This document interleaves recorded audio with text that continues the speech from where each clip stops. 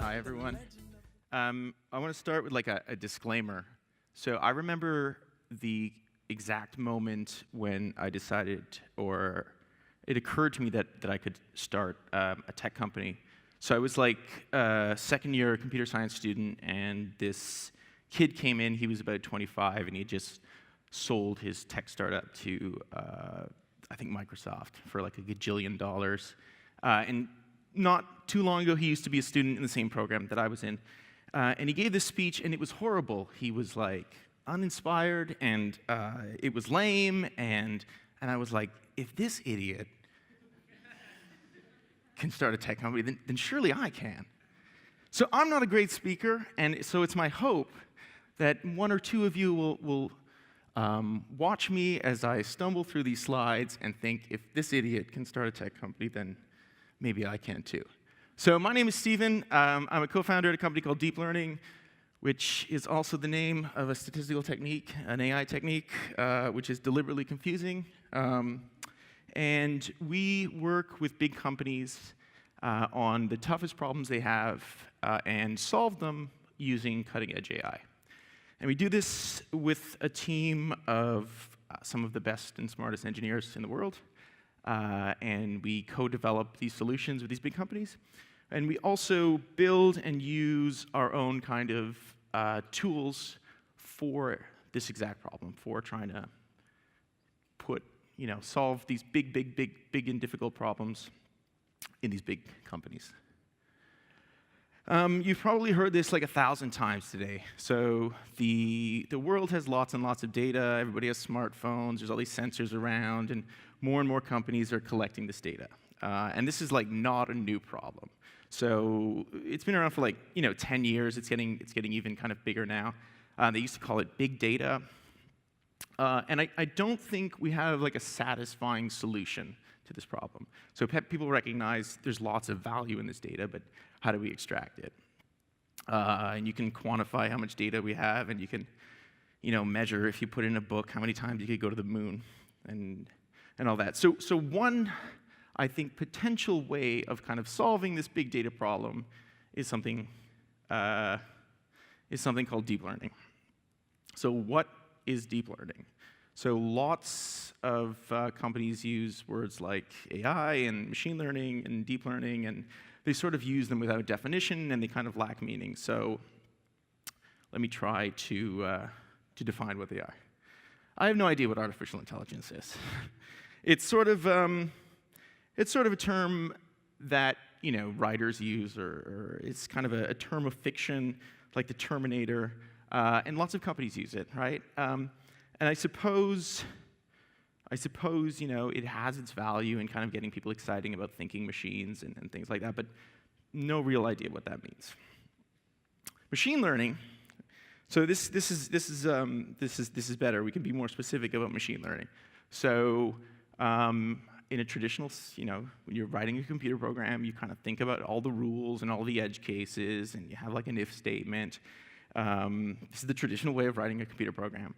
In the kind of machine learning paradigm, you have a bunch of data, and you show the computer a bunch of data, and the computer learns the set of rules.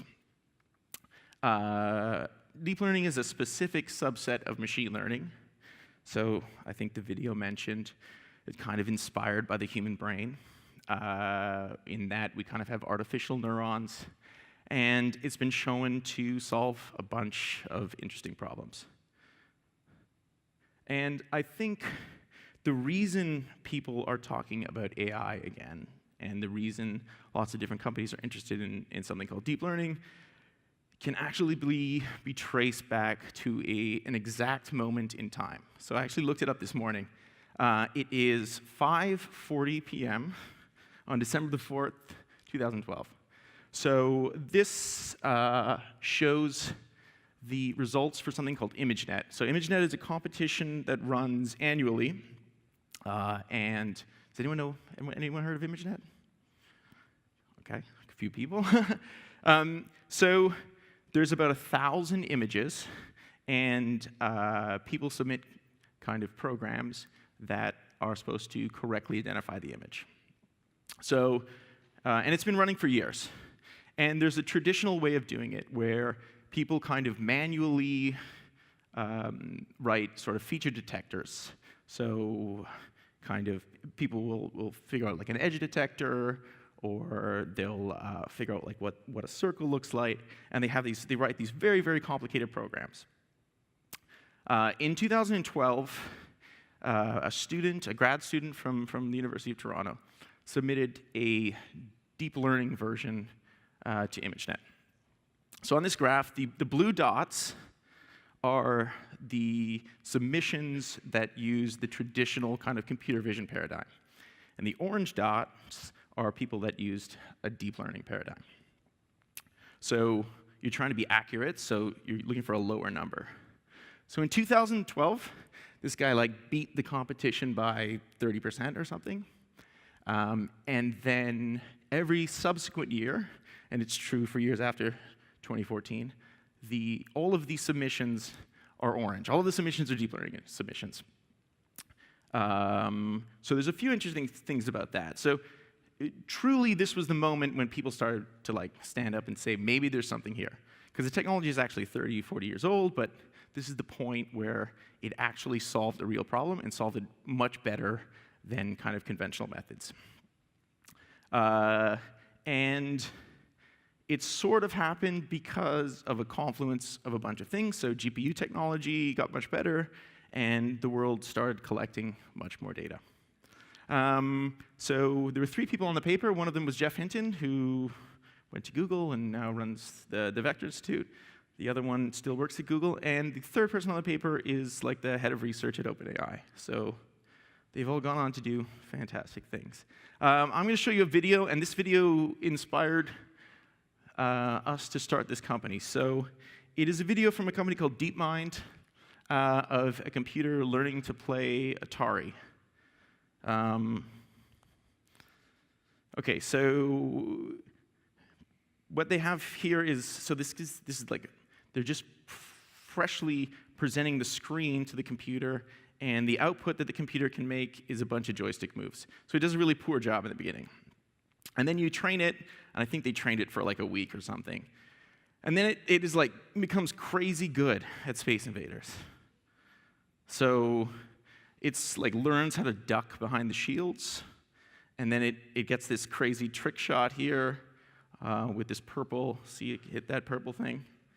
And they can measure it, and it plays far better than any human being could ever play this game. So when I was starting this company, I had this video. All I had was this silly video, and I would show it to like executives at banks. And executives at banks are about like, in their 50s, so Space Invaders was like a real cool game when they were young. And it just resonated. It's like, wow, if you can do that for a video game, you can do it for my bank or my insurance company. It's a true story. So we decided to focus on solving problems for the enterprise, so for big companies. And we did that kind of for a few reasons. So I didn't make this slide. And it was like, this is kind of a silly slide. This is a Star Trek slide. It's a bit cliche. But I actually think it's a good metaphor. So an enterprise, it's just a big company, right? And like, just like a big ship, if you'll indulge me, it's like hard to move and hard to like to shift it. There's also kind of, it runs on a hierarchy, and you don't want to piss people off in the hierarchy, and there's like a chain of command. I'm sure there are other metaphors.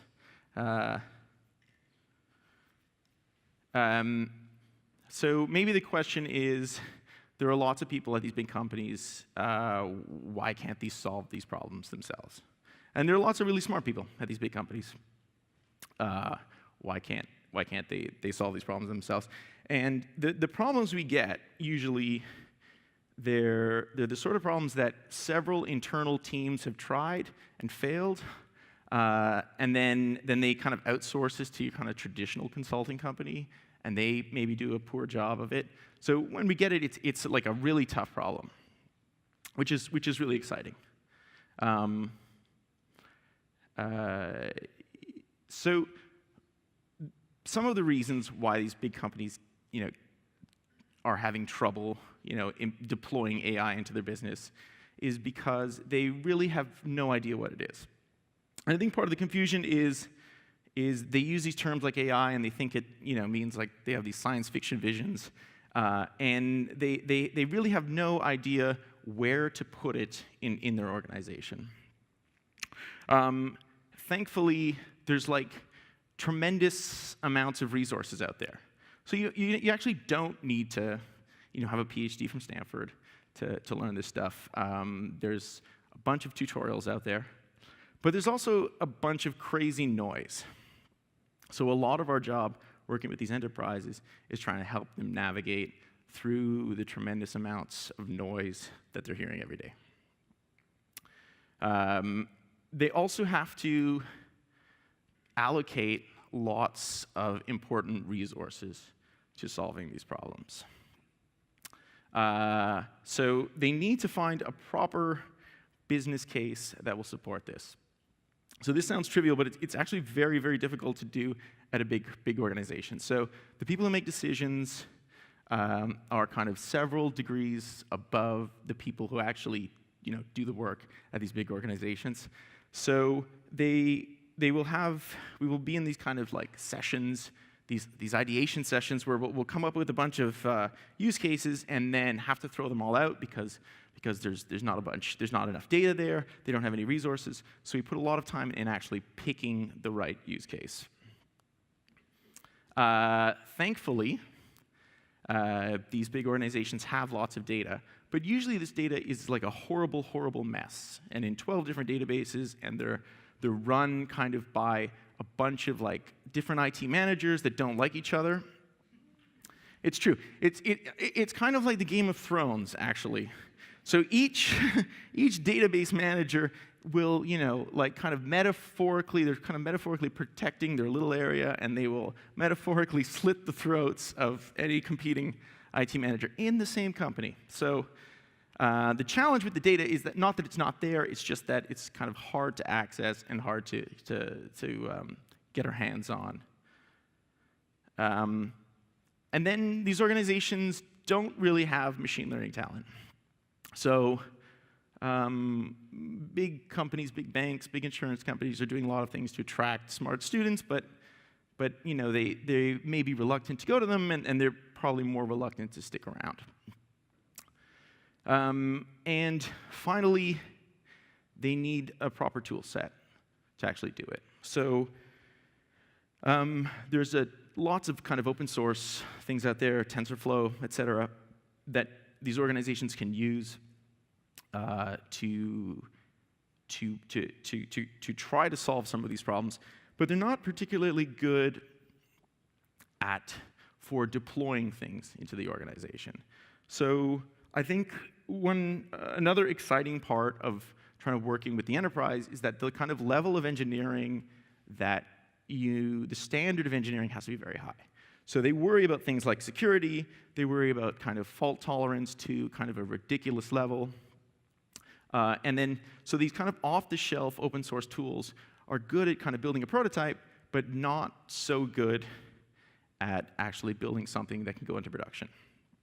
And when we're building these things, it's important for the sponsors at these enterprises that it's not like a science fair, that's actually a thing that solves a real problem.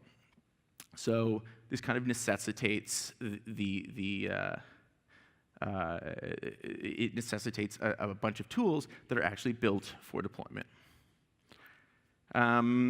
So like I said, so a big part of what we do is kind of sitting down with executives and trying to kind of get them to think clearly about how AI can be used in their company. So to do that, we've come up with 3 kind of design patterns. So our claim to them is that you can do 3 things with AI at your company. Okay, the first is you can make some prediction of the future. Okay, and there's like lots and lots of applications for this.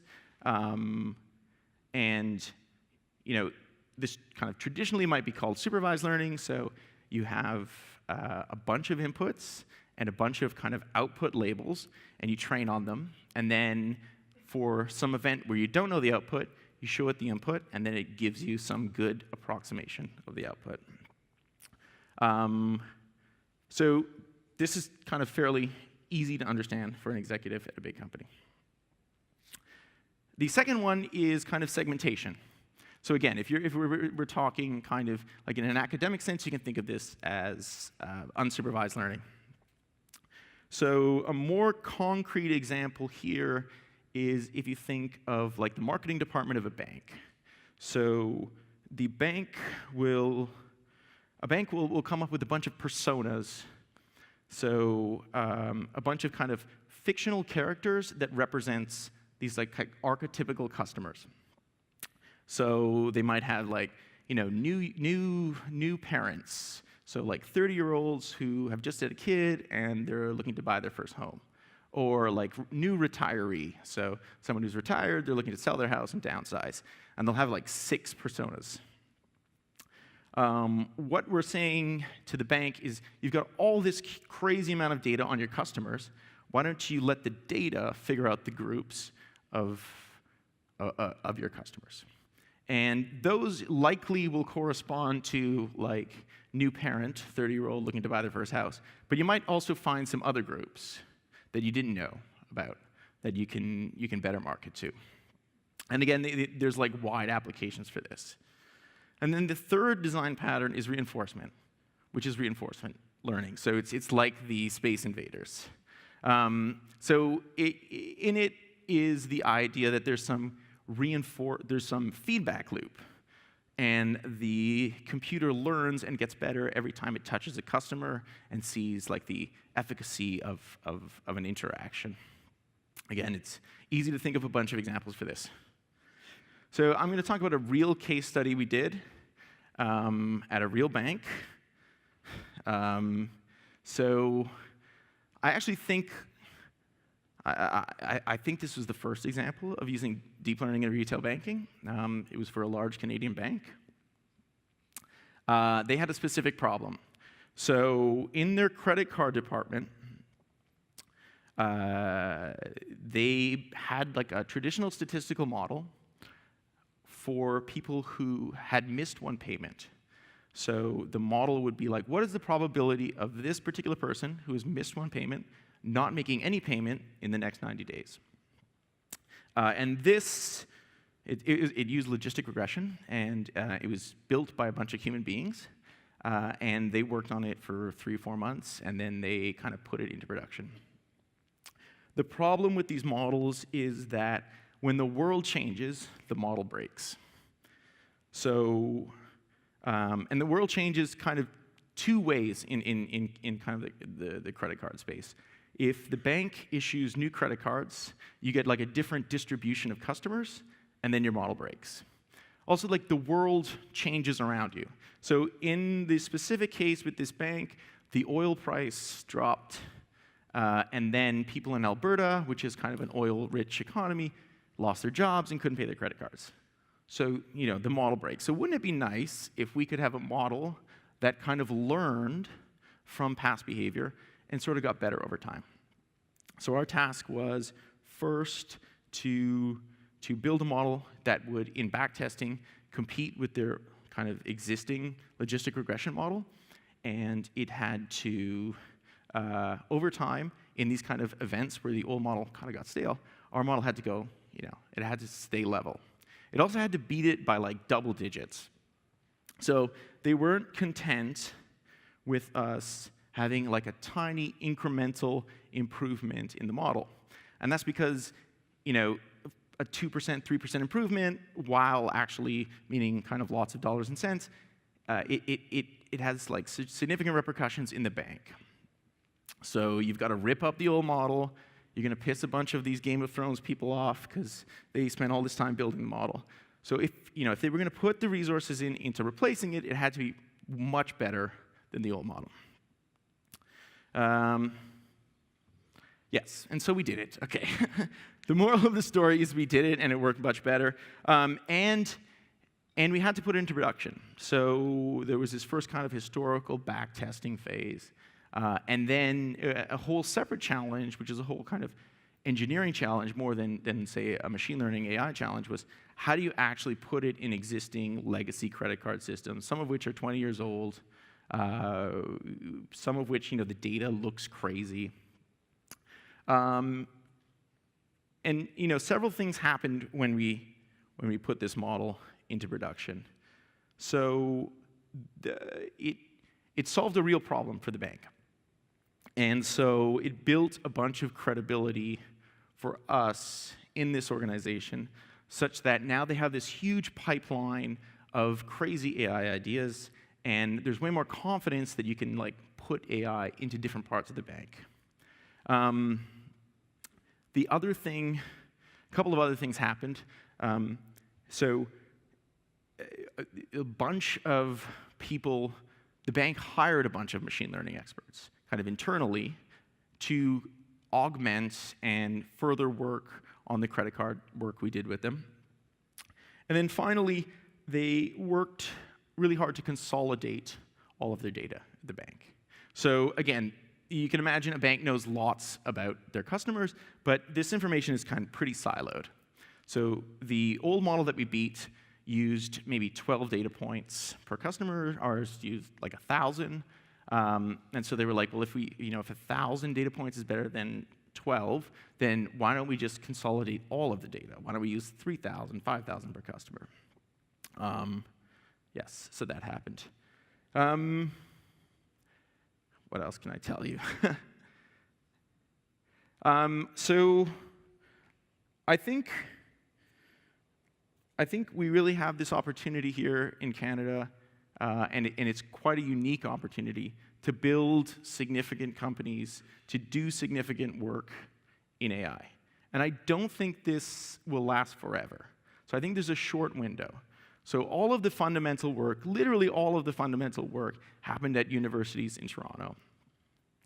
And there's significant kind of focus on things, on AI and AI companies in Canada, and I think we have this window, and if we don't kind of address it now, then we're going to miss this shot. So you should all drop out of school and start your own AI companies. Or you should stay in school and join an AI company. That's all I have to say.